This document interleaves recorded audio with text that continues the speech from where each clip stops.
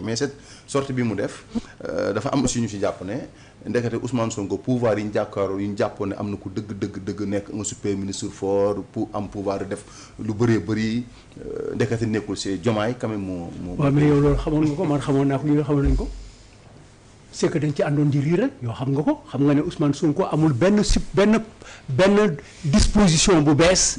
bu ko wutalee ak Amadou Ba. bu ko wutalee ak Idriss Seck amul xam nga ko. mais c'est que dañuy toog di nangu ci fiir wax. ñuy seede wax boo xam ne taxawul dëgërul. amul benn pouvoir bu bees bu mu am.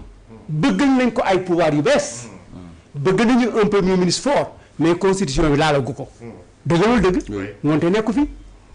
ok li fi nekk nag mooy moom mu ngi fi am na façon doxaleem. dégg naa sax ku taxaw naan c'est le seul premier ministre yi bëgg nga xam ne bii ci Sénégal li mu fi def ci par exemple pour sur son rôle keneen defu ko mais les premiers on les juge par les résultats.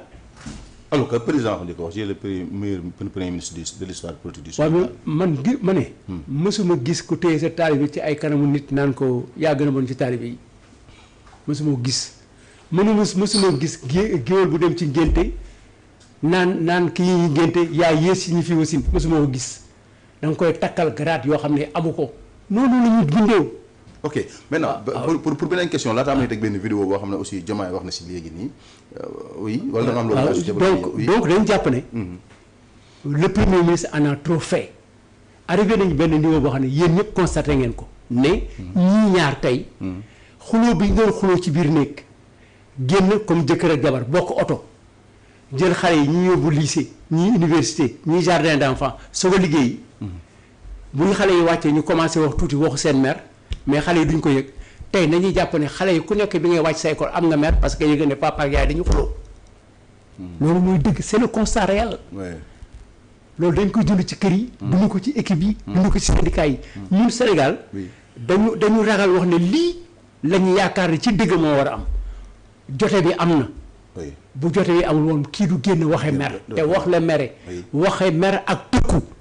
ok. d'accord naa bàyyi ba pal di wax sama doog a dugal la vidéo de Diomaye tey bi mu def au niveau bi ñu koy jox les conclusions du dialogue national alors par dégg nga li président Doudou Wade wax te muy un constat quand même jamais un premier ministre gis mosuñu ko gis xëy na muy waxee di interpeller le président même si il faut reconnaître aussi si parti politique am la dajale woon di wax ak ñoom beneen fait bi aussi bu ñu war a rappeler mooy Diomaye même si il a démissionné de son poste de secrétaire général bu Pastef mais il est toujours le membre du Pastef parce que moo nekk le président d'honneur donc aujourd'hui bu ko Ousmane Sonko di interpeller comme ça est-ce que mën nañu wax ne c'est le premier ministre qui interpelle le président wala c'est le chef de parti comme ni mu ko waxee que les décisions du parti les en tout cas doxinu état bi dañ ko war di waxtaane ci parti bi doo ko doxal comme ni mu ko waxee dafa mel ne Ousmane Sonko ci biir waxam liñ mën a jàpp mooy li mu bëgg mooy ni Diomaye di doxe faaw parti bi di ko waxtaane muy donc la primauté du parti sur xëy na le pouvoir comme ni ko kii doon théoriser Mamadou Dia. bon Mamadou Dia théorisé wu ko noonu ñii ko théorisé sax Mamadou Dia du loolu la waxoon. En tout cas mais xam nga je pense que ça va être la semaine passée. oui ou celle d'avant. toog naa fii di wax ni dañ li tax. xaw ma parce que ñii nii c'est un parti qui ne se réunit presque pas. léegi les partis ne se réunissent pas comme avant. Mais du temps du Parti socialiste je crois que le conseil des ministres c'était d'abord ça se passait les mardis. Le bureau politique du Parti socialiste se réunissait le lundi soir. Ablaye Wade moo ko yóbbu foog naa mercredi. Mais ñoom tamit ils se réunissaient avant la réunion. Donc que le parti moom mooy l'inspirateur de l'action du gouvernement. Donc il est normal que en tout cas ci ay orientation stratégique. ci ay orientation philosophique mais parti bi réunir wax délibérer après gouvernement bi moom mën a jël ay actes. ok Abdou Diouf je rappelle que Abdou Diouf laa dégg mu wax bi mu pertee le pouvoir mu ne moom sa plus grande opposition bi mu yoree nguur gi yëpp. c'était pas Ablaye Wade c'était le bureau politique du Parti socialiste. parce que li mu bëggoon def comme rupture yëpp bureau politique Parti socialiste moom moo ko doon tere. donc loolu réalité la boo xamante ne dafa am te dafa war a des di am. bu ñu leen fàtte nag ni ñii suñu leen wóoloo c'est parce que un parti a été constitué mu jël ligne ak orientation bu bees wax ko jaay ko Sénégalais yi. jiital Ousmane Sonko nekk porte-étendard bi. donc parti bi mënuñ ko def comme élément négligeable ci li nga xamante ne moom mooy doxal réew mi. wante nag nañ xam ni parti bi dafa mel comme conseil. soo demee dans le cabinet du président. conseillers yi doo leen dégg doo leen gis. chaque jour ñi ngi liggéey dossier bu la président transmettre jox ko premier ministre mu jox ko ministre wala dossier bu mu agité en conseil des ministres mais xamal ni ces conseillers travaillé nañ def jox ko note de synthèse jox ko mu doo ko doxal. parti bi noonu rek la war a mel léegi nag quand le parti est plus prégnant que l'État mais forcément dafay am problème ak quelle que soit par ailleurs situation bi nu mu mën demee. est-ce que le secrétaire général sax du parti moom mooy le président de la République wala nu mu mënti demee su boobaa moom dafay am problème. parce que bii dafa nekk réalité su nekkee dans le cadre de la République. dans le cadre d'un gouvernement de l'exécutif. loolu exécutif bi. dafa nekk réalité. matériel. bële nekk virtualité parti bi. kenn du ko gis parce que mi ngi nekk ci back office bi. léegi nag soo bëggee yow nga ne parce que premier ministre li muy jéem a théoriser mooy te loolu noonu gëmu ko de li muy théoriser noonu gëmu ko parce que daf ñuy jéem a jaay benn dédoublement fonctionnel man xam naa kañ laay wax nekk premier ministre xam naa kañ laay wax nekk chef de parti xam naa kañ laay wax nekk citoyen simple mais ma laaj ko benn question bu simple moom ak le ministre de la justice ak procureur biñ koy àtte par contumace ba jugé ko condamné ko. kan moo demoon Sweet Beauté est-ce que premier ministre moo demoon Sweet Beauté. non. naka lañ mën toppee nit koo xamante ne délibéré boobu la waxaat ñu ne ko da ngay offensé koo xamante ne dafa am lenn ci cëru président. xam nga loolu leer na. oui waaw kañ donc lu nekk nañ ko teg ci place am. maintenant li xew c'est vrai que c'est inédit au Sénégal te bëriwul man fu ma ko dégg. même au Mali bii premier ministre bi génn na nga doog a dégg mu def jantri bu metti contre le régime en place. mais nekk ci biir conflit man fekkee ma conflit Senghor Mamadou Dia. xaw ma am naa ci ay information mais xaw ma dëgg-dëgg naka lañ ko dundee woon.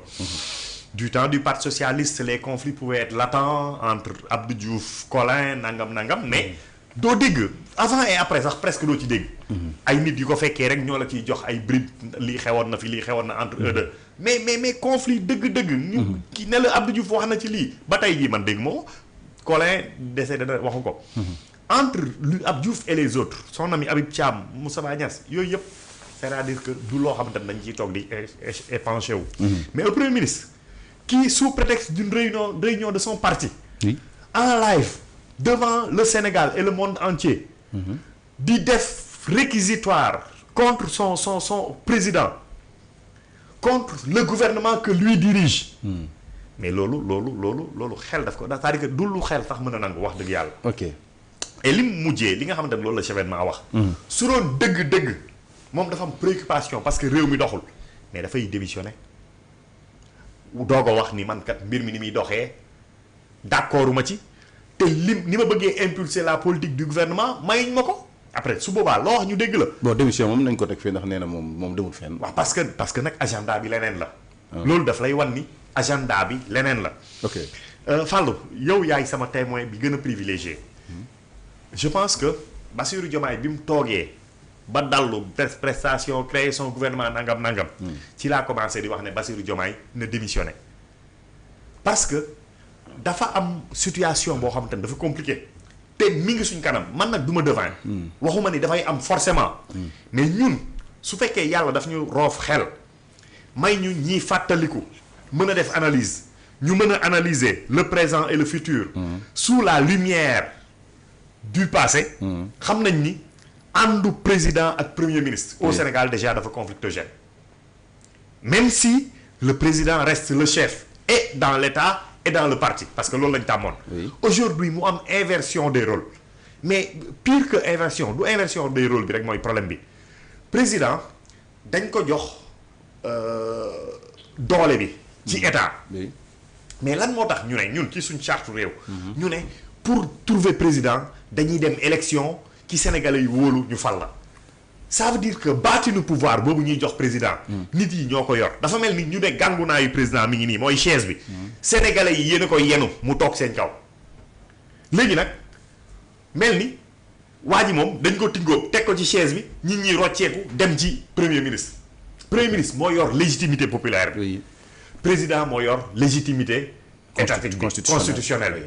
mais loolu danger la ku ko mënul seen mënoo ko gis. pour man c'est-à-dire que loo bañ a gis la wala loo mënul wax. mais xam nañ ni danger bu rëy a rëy moo ci nekkoon. moo tax ma ne Diomaye na remettre sa démission. su ko neexee il peut participer aux élections sinon mu bañ a bokk. ok ki nga xamante ne su boobaa mu mën a concilier légitimité populaire ak légitimité constitutionnelle lu mu doxal nag sénégalais yi dinañ ko mën àtte.